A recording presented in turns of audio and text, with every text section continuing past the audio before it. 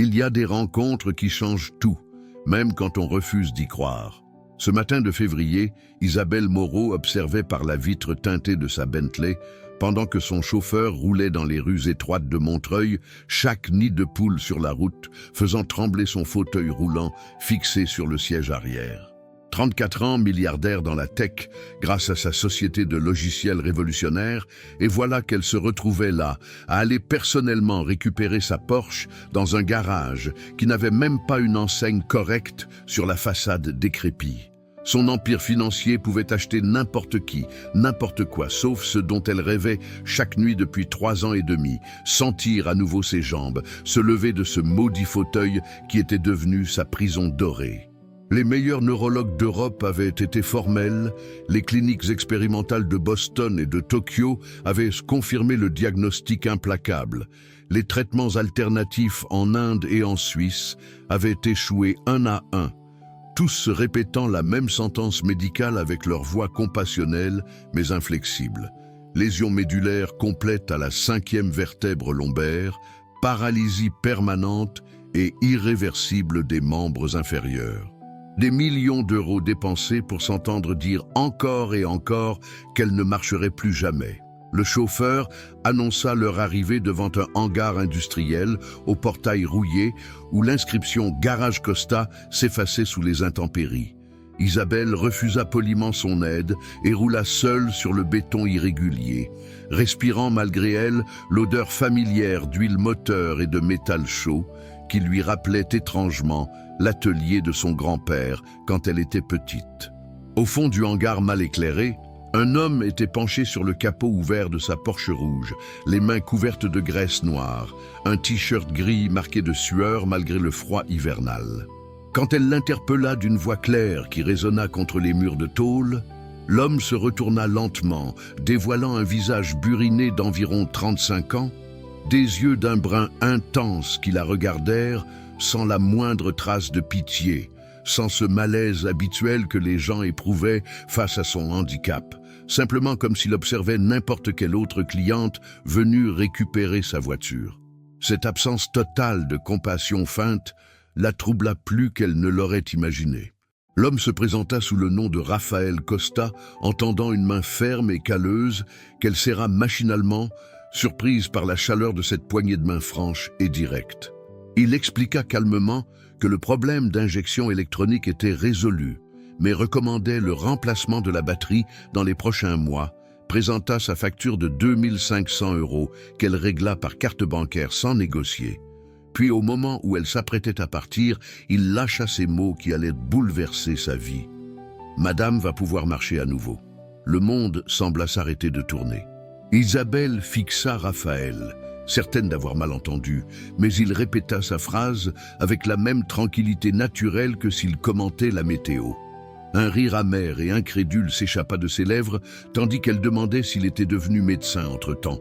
Mais l'homme secoua la tête en croisant les bras, expliquant simplement qu'il savait, sans plus de détails. La colère monta alors en elle comme une vague brûlante, cette rage qu'elle ressentait chaque fois qu'une personne bien intentionnée tentait de lui donner de faux espoirs avec des théories miraculeuses trouvées sur Internet. Elle lui lança qu'elle avait consulté 17 spécialistes sur 4 continents, que sa moelle épinière était écrasée sans possibilité de réparation, que les plus grands experts mondiaux étaient unanimes sur l'irréversibilité de son état. Raphaël resta impassible, répondant calmement que les médecins travaillaient avec leurs connaissances actuelles, mais que tout ce qui existait dans la réalité n'avait pas encore été découvert par la science officielle. Quand elle le traita de fou, il admit volontiers cette possibilité avant d'ajouter qu'elle se souviendrait de cette conversation, puis retourna tranquillement à son travail sous le capot d'une vieille Renault, comme si de rien n'était. Isabelle quitta le garage dans un état de fureur, mélangé à quelque chose d'indéfinissable qu'elle refusait de nommer. Quelque chose qui ressemblait dangereusement à un embryon d'espoir qu'elle s'empressait d'étouffer. Cette nuit-là, Allongée dans son lit king-size de son penthouse parisien, avec vue sur la Seine scintillante, Isabelle ne parvenait pas à chasser de son esprit le visage de ce mécanicien étrange, ces paroles impossibles prononcées avec une certitude qui la troublait profondément. 3 jours plus tard, incapable de supporter plus longtemps cette obsession naissante, elle inventa un prétexte fallacieux concernant un bruit suspect dans son moteur et retourna au garage, le cœur battant d'une appréhension qu'elle ne s'expliquait pas. Raphaël l'accueillit avec un sourire qui n'exprimait ni surprise ni pitié, mais une forme de reconnaissance tranquille, comme s'il avait attendu son retour. Quand Isabelle invoqua le problème de bruit moteur, il secoua doucement la tête en affirmant avoir parfaitement vérifié chaque composant de la Porsche 3 jours auparavant. Face à cette évidence, elle abandonna ses faux semblants et lui demanda directement comment il pouvait être si certain concernant sa colonne vertébrale. Raphaël s'agenouilla alors devant son fauteuil pour se mettre à sa hauteur, ses yeux sombres plantés dans les siens avec une intensité dérangeante, et lui expliqua qu'il avait déjà étudié des cas similaires aux siens, qu'il avait vu l'impossible se réaliser et que surtout, il reconnaissait chez elle cette force particulière de quelqu'un qui n'avait pas encore vraiment abandonné malgré les apparences. Cette façon de la voir au-delà de son handicap, de percevoir une essence qu'elle-même avait oubliée, provoqua en elle une émotion si violente qu'elle en eut les larmes aux yeux. Cela faisait si longtemps que personne ne l'avait regardée ainsi, comme si elle était encore une personne complète et non une tragédie ambulante digne de compassion. Quand elle lui demanda qui il était vraiment, Raphaël se contenta de répondre qu'il n'était qu'un simple mécanicien qui en savait plus qu'il ne devrait, puis retourna à son travail en la laissant plus troublée que jamais. Cette rencontre déclencha chez Isabelle une curiosité obsessionnelle qui la poussa à engager dès le lendemain un détective privé spécialisé dans les enquêtes de personnalité. 48 heures plus tard, elle découvrait un dossier qui bouleversait complètement sa perception de ce mystérieux mécanicien. Raphaël Eduardo Costa, 36 ans, diplômé summa cum laude en ingénierie biomédicale de l'université Pierre et Marie Curie, titulaire d'un master en neurosciences computationnelles et d'un doctorat en régénération neuronale obtenu à l'âge de 28 ans avec les félicitations du jury. Une liste impressionnante de publications dans des revues scientifiques internationales de premier plan, plusieurs prix académiques, des brevets déposés dans le domaine de la stimulation neuronale, une carrière prometteuse de chercheur qui semblait le destiner aux plus hautes sphères de la recherche médicale mondiale. Puis, brusquement, à l'âge de 30 ans, tout s'était arrêté. Sa fiancée Amanda Ferreira avait été victime d'un accident de voiture qui lui avait causé une lésion médulaire complète identique à celle d'Isabelle. Les médecins avaient prononcé le même verdict impitoyable, paralysie permanente, aucune chance de récupération. Au lieu d'accepter ce diagnostic, Raphaël avait quitté l'université, liquidé tous ses biens, vendu son appartement parisien, vidé ses comptes d'épargne pour se lancer dans une quête désespérée de guérison pour Amanda. Pendant 3 années d'acharnement, il avait développé des protocoles expérimentaux, conçu des prototypes de stimulation neuronale, exploré des pistes thérapeutiques que la communauté scientifique officielle jugeait farfelues et dangereuses. Amanda était finalement décédée, non pas des suites de sa paralysie, mais d'une infection nosocomiale contractée lors d'une des procédures expérimentales que Raphaël avait organisées dans une clinique privée de Roumanie. Rongé par la culpabilité, ruiné financièrement et moralement, il avait hérité quelques mois plus tard de l'atelier mécanique de son père et s'était enfermé depuis dans cet anonymat volontaire, comme si le brillant scientifique qu'il avait été n'avait jamais existé. Cette révélation changea complètement la perception qu'Isabelle avait de Raphaël. Ce n'était pas un illuminé qui débitait des sottises New Age, mais un homme brisé par la douleur qui tentait peut-être de réparer symboliquement ce qu'il n'avait pas réussi à guérir chez la femme qu'il aimait. Le lendemain, elle retourna au garage avec le dossier sous le bras, déterminée à obtenir des réponses claires. Elle trouva Raphaël assis sur un tabouret, une tasse de café noir entre les mains, le regard perdu dans le vague, avec cette expression de fatigue profonde que portent ceux qui ont trop lutté et trop perdu. Quand elle lui annonça qu'elle savait qui il était vraiment, il leva lentement les yeux vers elle sans manifester la moindre surprise, comme s'il s'attendait depuis toujours à ce que son passé le rattrape. Sa première réaction fut de demander si elle était venue le traiter de monstre responsable de la mort de sa fiancée. Question si brutale qu'elle lui coupa le souffle. Isabelle répondit doucement qu'elle voulait simplement savoir s'il croyait sincèrement qu'elle pouvait remarcher ou s'il projetait sur elle ses regrets et sa culpabilité. Raphaël se dirigea alors vers une vieille étagère poussiéreuse au fond de l'atelier d'où il sortit une boîte en carton remplie de cahiers manuscrits, de graphiques complexes, de schémas techniques griffonnés de sa main. Il lui montra ses dernières recherches qui prouvaient une régénération neuronale partielle sur des modèles animaux grâce à une combinaison révolutionnaire de stimulation électrique et de nanotechnologie. Les résultats étaient prometteurs.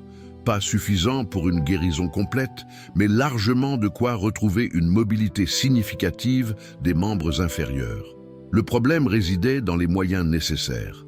Laboratoire de pointe, équipe spécialisée, autorisation légale, protocole de sécurité, financement colossal pour plusieurs années de recherche.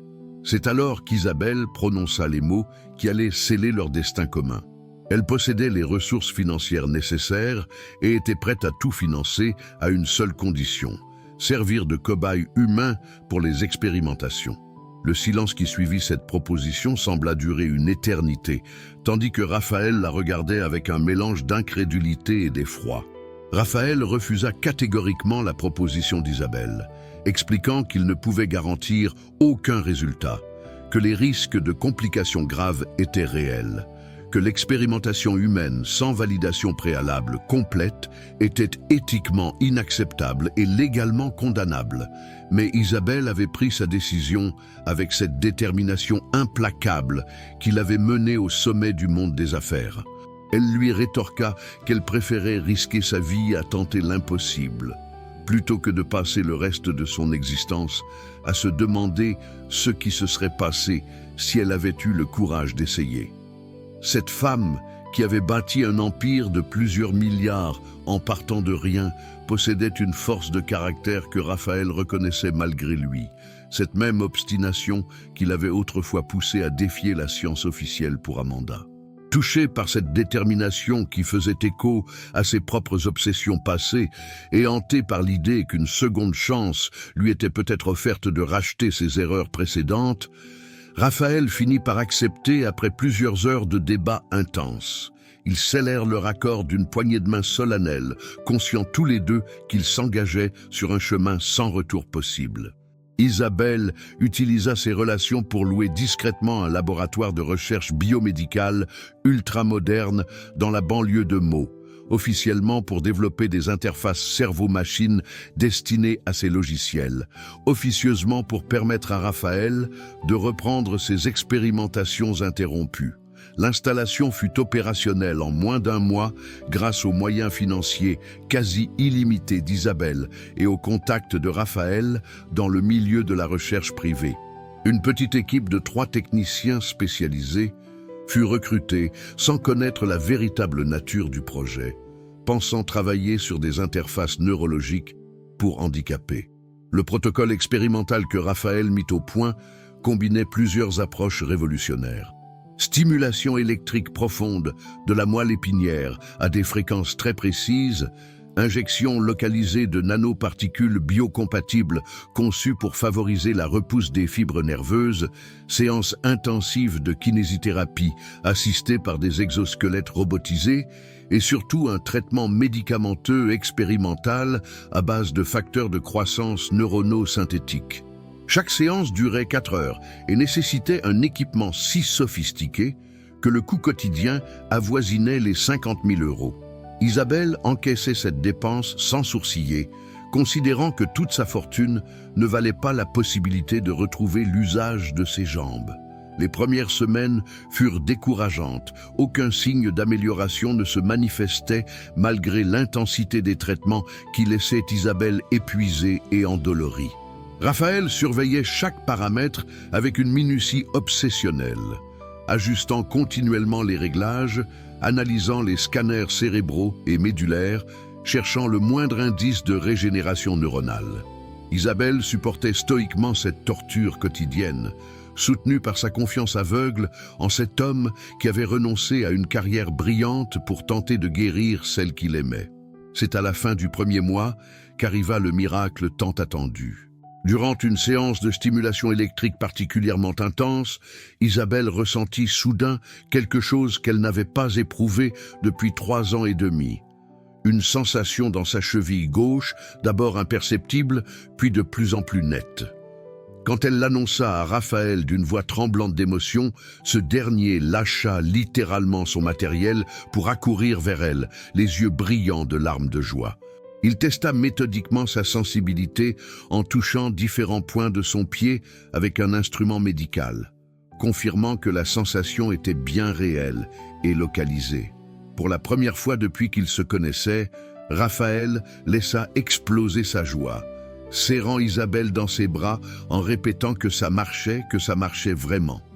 Isabelle pleurait aussi, non de douleur cette fois, mais de soulagement et d'un bonheur si intense qu'elle en avait le vertige. Ce premier signe de récupération, aussi minime soit-il, validait toutes leurs espérances et justifiait les risques énormes qu'ils avaient pris. Ils savaient tous les deux qu'ils venaient de franchir un point de non-retour, que la science officielle avait peut-être tort, que l'impossible était en train de devenir réalité sous leurs yeux. Mais ils savaient aussi que ce n'était que le début d'un long chemin semé d'embûches, et qu'il leur faudrait encore des mois d'acharnement pour espérer des résultats vraiment significatifs. Cette nuit-là, Isabelle téléphona à sa mère pour la première fois depuis des mois. Incapable de contenir sa joie, et pour la première fois depuis son accident, elle osa prononcer le mot qu'elle s'était interdit de penser, guérison.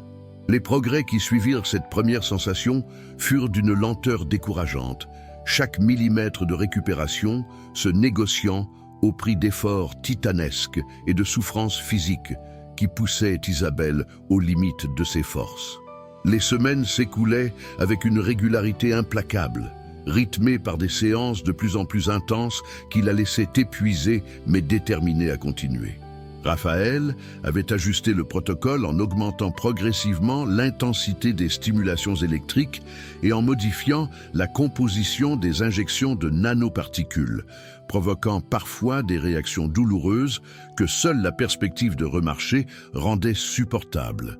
Peu à peu, les sensations s'étendaient de la cheville vers le mollet, puis vers le genou, réveillant des zones neurologiques que les médecins avaient déclarées mortes pour l'éternité.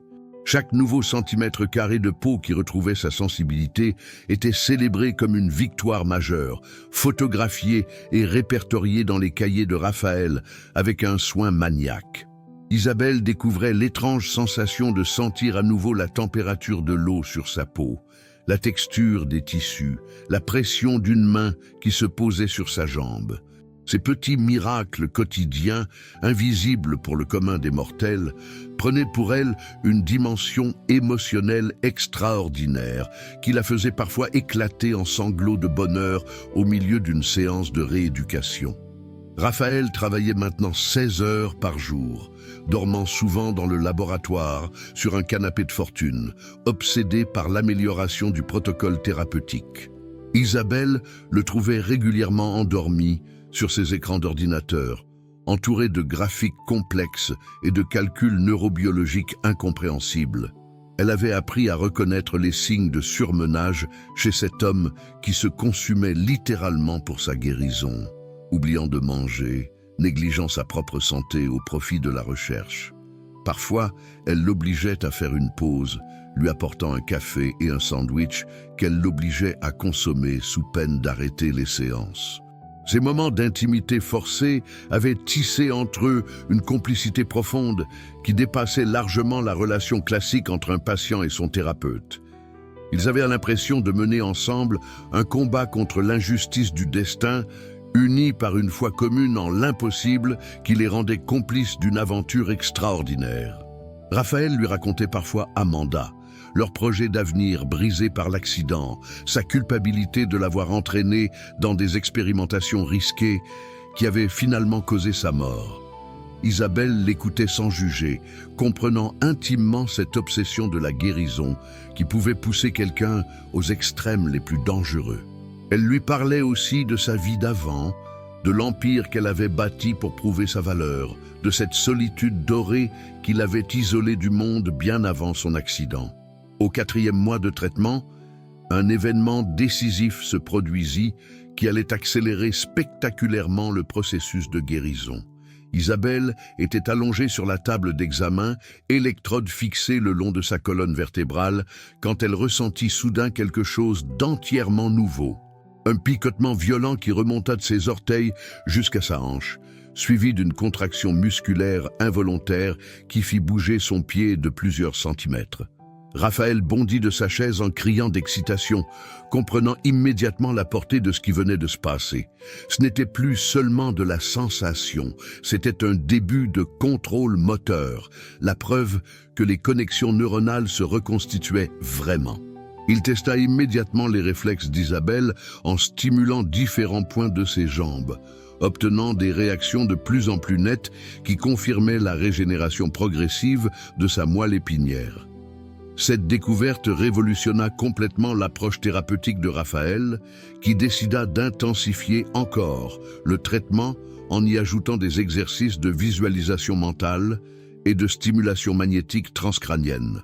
Il avait compris que le cerveau d'Isabelle était en train de réapprendre à communiquer avec ses jambes, processus complexe qui nécessitait un entraînement neurologique intensif, comparable à celui d'un enfant qui apprend à marcher. Les séances devinrent encore plus éprouvantes, combinant stimulations électriques, injections, kinésithérapie et exercices de concentration mentale, qui duraient maintenant 6 heures d'affilée. Isabelle acceptait cette escalade dans l'intensité avec une détermination farouche, consciente qu'elle jouait sa dernière carte et que l'abandon n'était plus une option envisageable. C'est à cette période que leurs relations changèrent imperceptiblement, glissant de la complicité professionnelle vers quelque chose de plus trouble et de plus profond. Raphaël ne regardait plus Isabelle seulement comme une patiente exceptionnelle, mais comme une femme courageuse dont la beauté intérieure transparaissait malgré les épreuves. Isabelle, de son côté, admirait cet homme qui avait tout sacrifié pour la science, qui risquait sa liberté et sa réputation pour lui offrir une chance de guérison. Un soir, où elle était restée très tard au laboratoire pour une séance supplémentaire, elle surprit Raphaël en train de la regarder avec une tendresse qui n'avait plus rien de médical. Leurs yeux se croisèrent et se soutinrent quelques secondes de trop, créant entre eux une tension électrique qui n'avait rien à voir avec les machines qui bourdonnaient autour d'eux. Aucun des deux n'osa faire le premier pas, conscient de la complexité de leur situation. Mais quelque chose d'irréversible venait de se passer, qui allait colorer différemment tous leurs échanges futurs. La tension sentimentale qui grandissait entre Isabelle et Raphaël créait une ambiance de plus en plus électrique dans le laboratoire. Chaque geste anodin prenant une dimension nouvelle, chaque contact professionnel se chargeant d'une émotion qui les troublait profondément.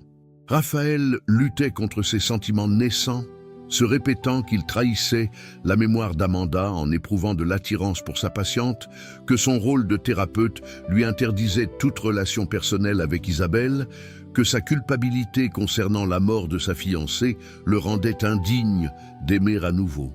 Isabelle, de son côté, redoutait que ses émotions ne viennent compromettre le traitement dont dépendait son avenir, tout en se sentant revivre pour la première fois depuis son accident, grâce à la présence de cet homme exceptionnel qui la regardait comme une personne entière et désirable malgré son handicap. Leur conversation prenait parfois une tournure plus intime durant les longues pauses entre les séances, moments privilégiés où ils exploraient leur philosophie respective sur la vie, l'amour, la résilience face à l'adversité. Raphaël découvrait chez Isabelle une profondeur émotionnelle et une intelligence sensible que sa fortune colossale avait longtemps masquée aux yeux du monde. Isabelle apprenait à connaître la complexité de cet homme brisé qui cachait derrière sa rudesse apparente une sensibilité à fleur de peau et une générosité sans limite. Cette complicité grandissante eut paradoxalement un effet bénéfique sur les progrès thérapeutiques d'Isabelle, comme si son bien-être émotionnel accélérait sa guérison physique. Les contractions musculaires involontaires devenaient de plus en plus fréquentes et coordonnées, esquissant parfois de véritables mouvements de flexion du pied ou de la cheville. Raphaël avait remarqué cette corrélation entre l'état psychologique de sa patiente et sa récupération neurologique, phénomène bien connu en médecine mais particulièrement spectaculaire dans le cas d'Isabelle. Il décida donc d'intégrer officiellement un volet psychologique au traitement, prétexte parfait pour passer encore plus de temps en tête-à-tête avec elle, sous couvert de séances de relaxation et de visualisation positive. Ces moments devenaient de plus en plus précieux pour tous les deux, parenthèse de douceur dans l'âpreté du traitement médical, occasion de se découvrir mutuellement au-delà de leurs rôles respectifs de soignants et de patientes. Isabelle racontait à Raphaël ses années de solitude dorée, cette existence superficielle de milliardaire entourée de flagorneurs intéressés, cette quête perpétuelle de reconnaissance qui l'avait menée au sommet du monde des affaires au prix de sa vie personnelle. Raphaël lui parlait de sa passion pour la recherche, de ses rêves d'adolescent de révolutionner la médecine, de sa rencontre avec Amanda, qui avait donné un sens à sa vie avant de la détruire par sa mort prématurée. Au 6e mois de traitement, Isabelle réussit pour la première fois à contrôler volontairement le mouvement de ses orteils, exploit qui provoqua chez Raphaël une joie si intense qu'il la souleva de sa chaise roulante pour la serrer dans ses bras, geste spontané qui les laissa tous les deux troublés par l'intimité soudaine de ce contact physique prolongé. Ce jour-là, ils franchirent imperceptiblement une ligne invisible, en se tutoyant pour la première fois, abandonnant le vouvoiement de politesse qui maintenait entre eux une distance professionnelle de plus en plus artificielle. Cette familiarité nouvelle libéra leurs échanges de certaines contraintes, permettant des confidences plus profondes sur leurs vies intérieures, leurs peurs secrètes, leurs espoirs les plus fous.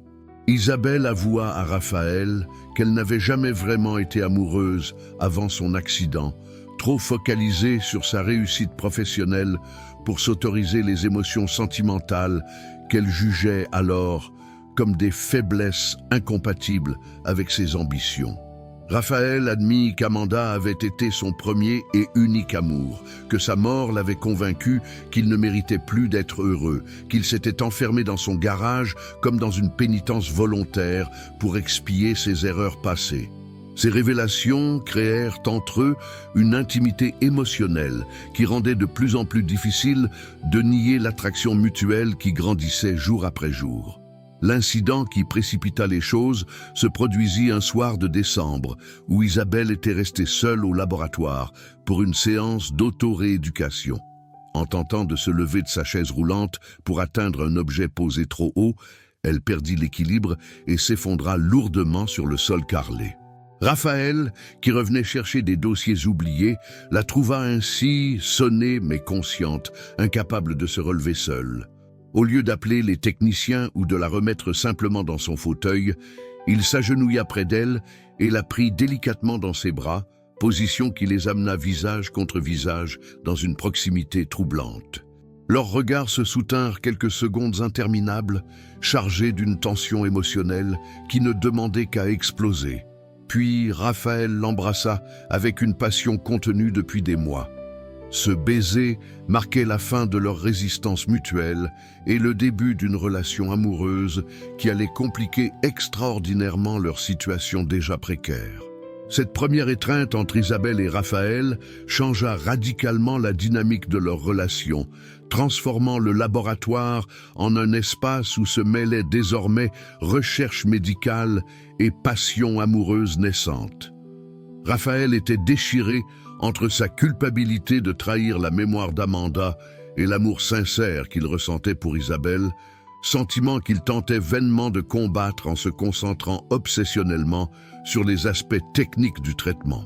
Isabelle, de son côté, découvrait avec émerveillement qu'un homme pouvait l'aimer pour ce qu'elle était vraiment et non pour sa fortune, qu'on pouvait la désirer malgré son handicap, qu'elle était capable d'inspirer une passion authentique qui transcendait les contingences matérielles. Leur amour se construisait dans la clandestinité du laboratoire, entre deux séances de stimulation électrique, dans le secret de leurs regards complices et de leurs gestes tendres dérobés à la surveillance des techniciens. Cette dimension sentimentale ajoutait une intensité dramatique à leur combat contre la paralysie, comme si l'amour devenait un facteur thérapeutique supplémentaire, un carburant émotionnel qui décuplait la détermination d'Isabelle à guérir pour conquérir pleinement le cœur de Raphaël. Les progrès de récupération s'accéléraient effectivement de manière spectaculaire, comme si le bonheur retrouvé stimulait les mécanismes de régénération neuronale mieux que toutes les technologies médicales. Isabelle parvenait maintenant à fléchir ses genoux de quelques degrés, à contracter volontairement certains muscles de ses cuisses, à ressentir des sensations de plus en plus précises sur l'ensemble de ses membres inférieurs. Raphaël décida alors de franchir une étape décisive en introduisant dans le protocole un exosquelette robotisé révolutionnaire qu'il avait lui-même conçu durant ses recherches avec Amanda, mais n'avait jamais eu l'occasion de tester.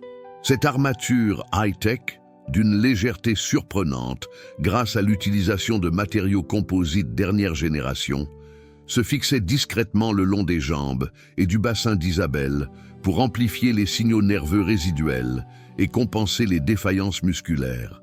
La première séance d'essai fut un moment d'émotion extraordinaire quand Isabelle réussit à se mettre debout avec l'aide de l'exosquelette, retrouvant après 7 mois de traitement la sensation vertigineuse de voir le monde depuis sa hauteur naturelle. Raphaël était si ému qu'il dut détourner le regard pour cacher ses larmes, bouleversé de voir cette femme qu'il aimait retrouver progressivement sa dignité physique. L'étape suivante consistait à apprendre à marcher avec cette assistance robotisée, processus long et difficile qui nécessitait de réapprendre à coordonner mouvements volontaires et compensations artificielles. Chaque pas était une victoire arrachée de haute lutte. Chaque mètre parcourut une preuve supplémentaire que l'impossible devenait réalité sous leurs efforts conjugués. Ces séances de rééducation ambulatoire créaient entre Isabelle et Raphaël une intimité physique nouvelle, faite de contacts nécessaires, de soutien mutuel, d'encouragement tendre qui ressemblaient de plus en plus à des déclarations d'amour déguisées. Raphaël tenait Isabelle par la taille pour l'aider à garder l'équilibre, guidait ses premiers pas hésitants avec la patience infinie d'un amoureux qui aide sa bien-aimée à renaître. Isabelle s'appuyait contre lui avec une confiance absolue, puisant dans sa présence rassurante la force de dépasser ses limites physiques, de vaincre ses peurs de chuter, d'oser tenter des mouvements de plus en plus audacieux. Leur complicité était devenue si évidente que les techniciens du laboratoire commençaient à échanger des regards complices, devinant sans oser le formuler la nature sentimentale de la relation entre leur patron et sa mystérieuse patiente milliardaire. Cette situation devenait dangereuse pour la discrétion de leurs expérimentations illégales, mais aucun des deux amoureux ne trouvait la force de mettre fin à cette intimité qui donnait un sens nouveau à leur existence respective. Le tournant décisif arriva le jour où Isabelle réussit à marcher seule sur une distance de 10 mètres sans assistance, exploit qu'elle réalisa sous le regard incrédule de Raphaël qui filmait la scène avec son téléphone portable. Cette vidéo tremblante de quelques secondes représentait l'aboutissement de 8 mois d'acharnement thérapeutique, la matérialisation d'un rêve que tous les médecins du monde avaient déclaré irréalisable. Quand Isabelle s'effondra d'épuisement dans les bras de Raphaël après cet effort surhumain, ils s'embrassèrent avec une passion qui balaya leur dernière réticence morale. Cette étreinte scellait définitivement leur union amoureuse, mais elle marquait aussi paradoxalement le début d'une période de doute et d'interrogation sur l'avenir de leur relation. Maintenant qu'Isabelle retrouvait sa mobilité, Leur collaboration professionnelle touchait à sa fin et ils devaient affronter la question de savoir si leur amour pourrait survivre en dehors du cocon protecteur du laboratoire, dans le monde réel où leurs différences sociales et leurs passés respectifs risquaient de créer des obstacles insurmontables. L'approche de la guérison complète d'Isabelle créait paradoxalement une angoisse croissante chez Raphaël, qui redoutait de perdre la femme qu'il aimait, une fois qu'elle n'aurait plus besoin de ses soins. Il se torturait l'esprit en imaginant qu'Isabelle, une fois redevenue mobile, retrouverait sa vie de milliardaire sophistiqué et n'aurait plus de place pour un ancien chercheur reconverti en mécanicien de banlieue. Cette peur de l'abandon le poussait à retarder inconsciemment les dernières étapes du traitement, trouvant toujours des prétextes techniques pour prolonger les séances, alors qu'Isabelle était objectivement en mesure de marcher de manière autonome. Isabelle percevait ces réticences et en souffrait, interprétant l'attitude de Raphaël comme un manque de confiance en leurs sentiments mutuels, une preuve qu'il la considérait encore comme une patiente plutôt que comme la femme de sa vie. Cette incompréhension mutuelle créait une tension de plus en plus palpable dans le laboratoire. Des silences pesants ponctuant leurs échanges autrefois fluides, des gestes professionnels retrouvant une froideur qui contrastait douloureusement avec l'intimité des semaines précédentes. Isabelle décida de forcer les choses en organisant une confrontation directe avec Raphaël pour clarifier définitivement leurs intentions respectives.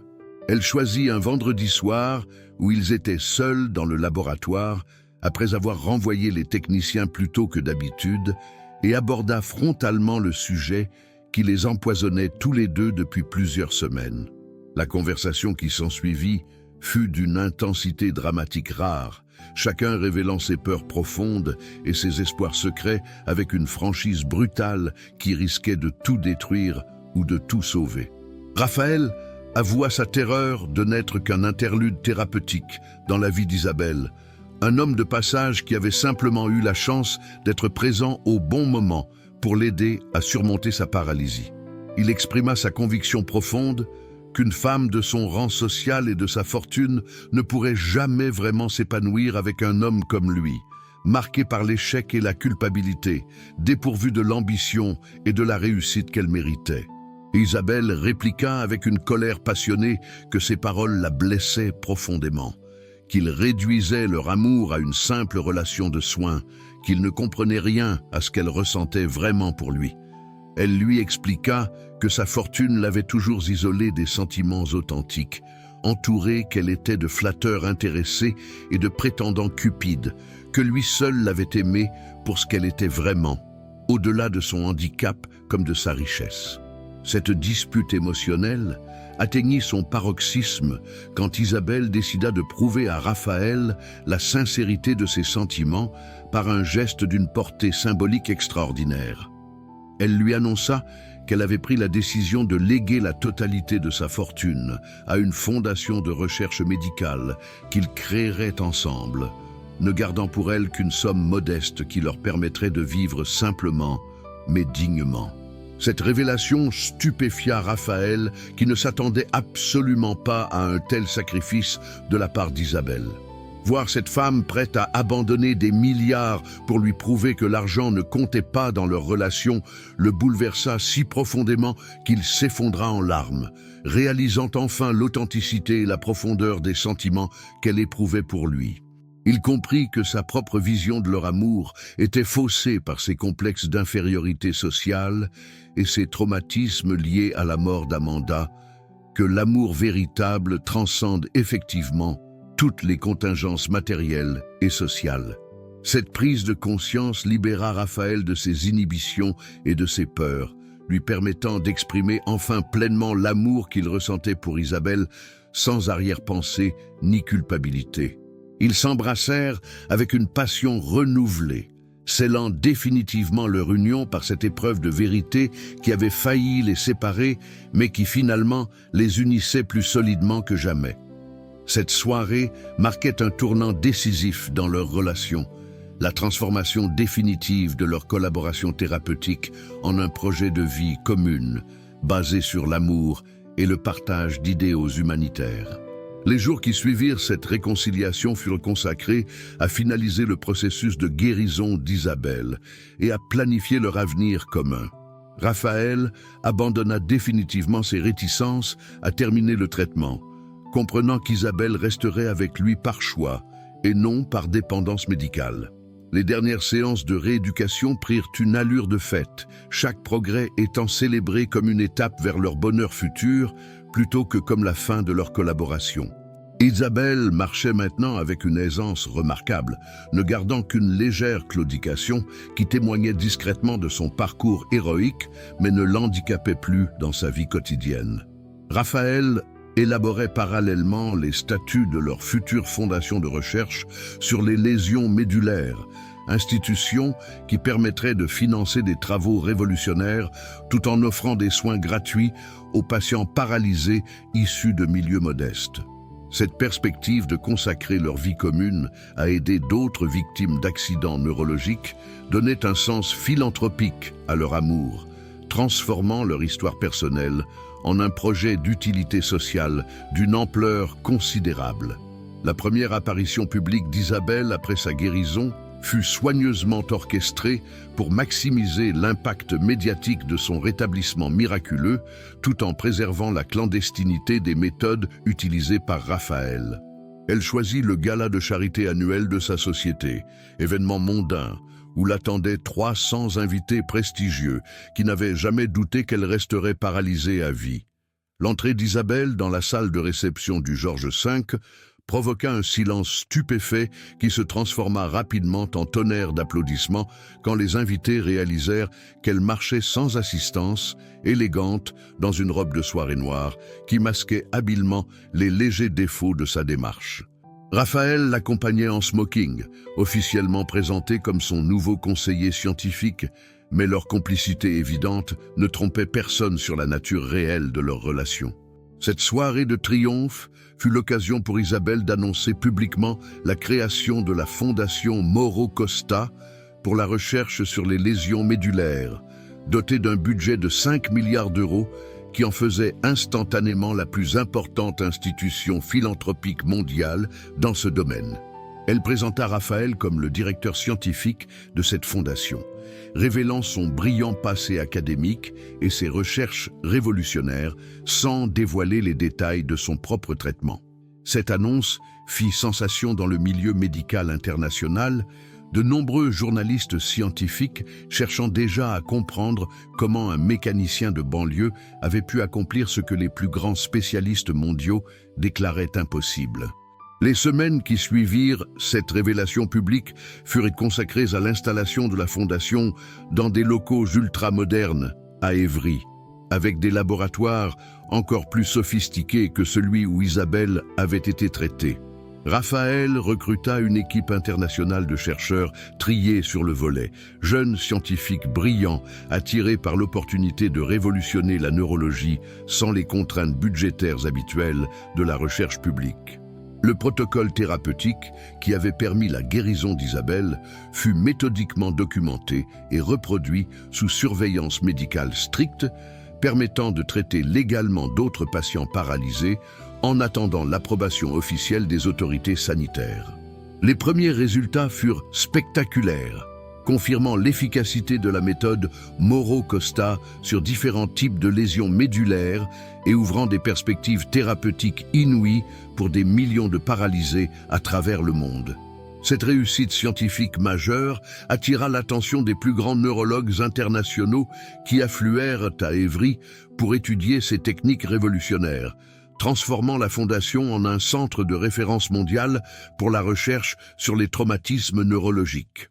Parallèlement à ces succès professionnels, Isabelle et Raphaël officialisaient leur relation amoureuse en emménageant ensemble dans une belle demeure bourgeoise d'Enghien-les-Bains, propriété modeste au regard des standards antérieurs d'Isabelle, mais parfaitement adaptée à leur nouvelle philosophie de vie, axée sur la simplicité et l'authenticité. Raphaël avait définitivement abandonné son garage de Montreuil pour se consacrer entièrement à la recherche, retrouvant avec bonheur l'univers scientifique qu'il avait fui après la mort d'Amanda. Ils découvraient aussi les joies d'une vie de couple équilibrée, sans les pressions dramatiques qui avaient empoisonné sa relation précédente, apprenant à aimer sans culpabilité ni obsession maladive. Isabelle s'épanouissait dans ce rôle nouveau de compagne, d'un homme passionné par son travail, découvrant qu'elle pouvait être utile autrement qu'en accumulant des profits financiers, que son intelligence et son énergie trouvaient un sens plus profond dans l'engagement humanitaire. Leur amour grandissait dans cette complicité professionnelle renouvelée, chacun apportant à l'autre ses compétences spécifiques pour construire ensemble une œuvre qui les dépassait individuellement. La consécration de leur réussite arriva sous la forme d'une invitation officielle à présenter leurs travaux devant l'Académie de médecine française, honneur rarissime qui sanctionnait la reconnaissance pleine et entière de leur découverte par l'establishment médical. Cette conférence, diffusée en direct dans le monde entier, permit à Raphaël d'exposer les bases scientifiques de sa méthode devant un parterre d'experts médusés par l'audace et l'efficacité de son approche thérapeutique. Isabelle témoigna de son expérience personnelle avec une émotion contenue qui bouleversa l'auditoire, prouvant par sa simple présence debout que les miracles médicaux restaient possibles pour qui osait défier les certitudes établies. Cette intervention marquait symboliquement leur victoire définitive sur le scepticisme scientifique et leur reconnaissance comme pionniers d'une nouvelle ère thérapeutique. En quittant l'amphithéâtre sous les applaudissements nourris de leur père, Isabelle et Raphaël savaient qu'ils venaient d'écrire une page d'histoire de la médecine, mais surtout qu'ils avaient transformé leur amour impossible en un projet de vie qui changerait l'existence de milliers d'autres personnes. 2 ans après cette consécration académique, la Fondation Mauro Costa était devenue une référence mondiale incontournable dans le domaine des neurosciences appliquées, attirant des patients du monde entier et formant une nouvelle génération de neurologues aux techniques révolutionnaires développées par Raphaël.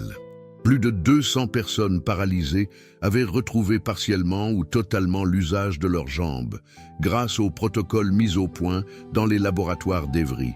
Succès thérapeutique qui défrayait régulièrement la chronique médicale internationale. Isabelle dirigeait l'aspect administratif et financier de la Fondation avec la même efficacité impitoyable qu'elle avait déployée dans le monde des affaires, mais au service cette fois d'une cause humanitaire qui donnait un sens profond à ses compétences managériales.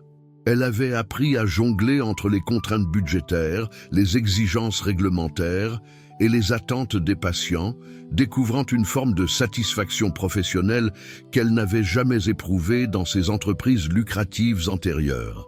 Raphaël s'épanouissait dans son rôle de directeur scientifique, entouré d'une équipe de chercheurs passionnés qui partageaient sa vision révolutionnaire de la médecine régénérative. Il avait retrouvé la confiance en lui-même et la joie de découvrir que ses échecs passés avaient finalement contribué à forger son génie thérapeutique, que la mort d'Amanda n'avait pas été vaine si elle permettait maintenant de sauver des centaines d'autres vies. Leur relation amoureuse s'était approfondie et apaisée dans cette réussite partagée, chacun ayant trouvé l'équilibre parfait entre accomplissement personnel et bonheur conjugal.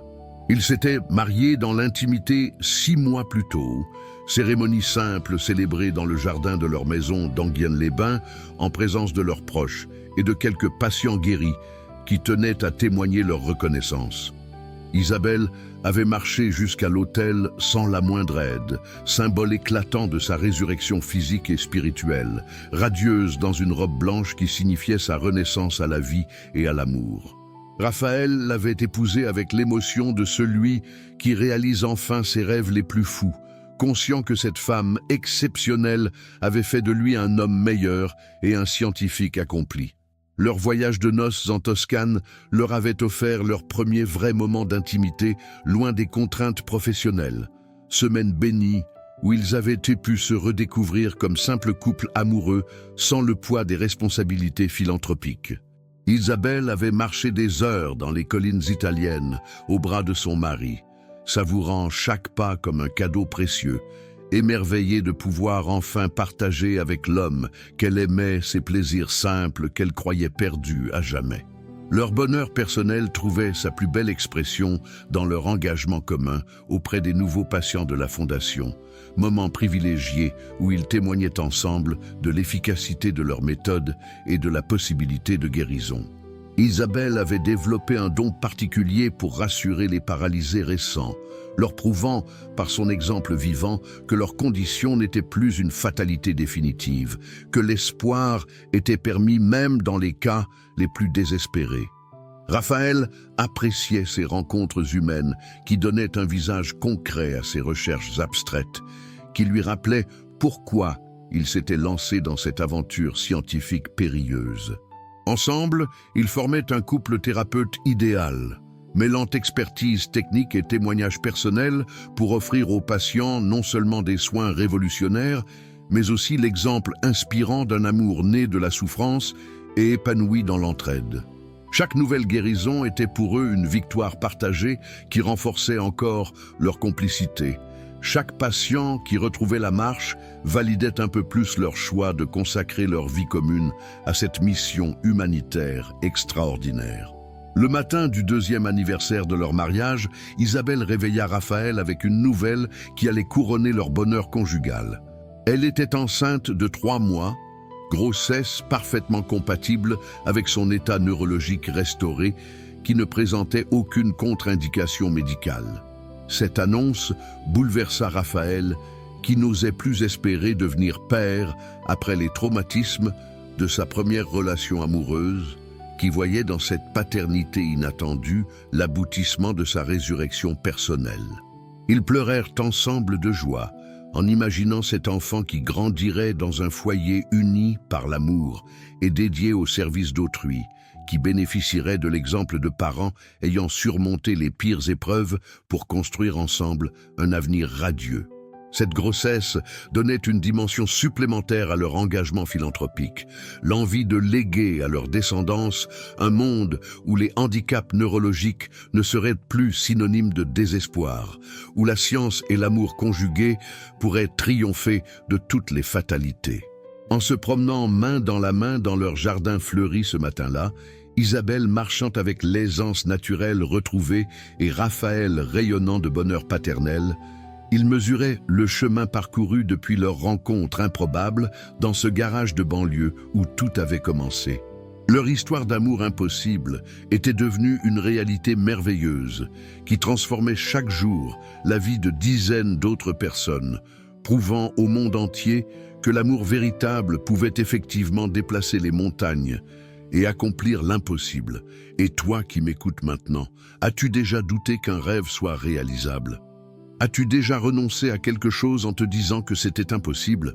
L'histoire d'Isabelle et Raphaël nous rappelle que les plus belles victoires naissent souvent de l'union entre l'amour et la détermination, que 2 cœurs qui battent ensemble peuvent défier toutes les certitudes et accomplir des miracles. Si cette histoire t'a touché, laisse-moi un commentaire pour partager tes impressions. Raconte-moi si tu as déjà vécu un moment où l'impossible est devenu possible grâce à quelqu'un qui a cru en toi. Abonne-toi pour découvrir d'autres histoires d'amour et de courage, qui prouvent que rien n'est jamais définitivement perdu quand on a la force d'espérer et d'aimer. Parce que parfois, les plus grands miracles commencent par une simple rencontre dans un garage de banlieue.